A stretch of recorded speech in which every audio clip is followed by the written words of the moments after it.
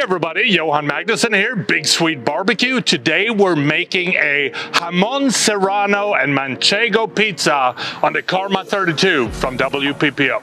Start by shaping the pizza dough into nice, thin Neapolitan style pizzas. Then we're gonna add a layer of our favorite pizza sauce. And then we're gonna sprinkle it with some shredded Manchego cheese. Now it's time to add some thinly sliced Piquillo Peppers.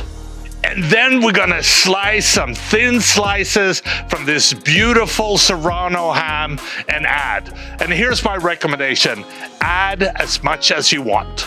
Then we're gonna bake the pizza in the pizza oven until ready. You wanna rotate it halfway through, and then when it's ready, remove it from the oven. Last but not least, we wanna add some freshness with some baby arugula, and then it's ready to serve.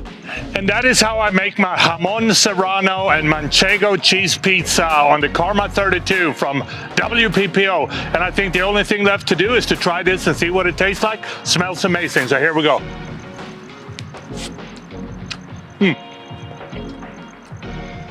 This is really good. I hope you try it at home. Happy grilling.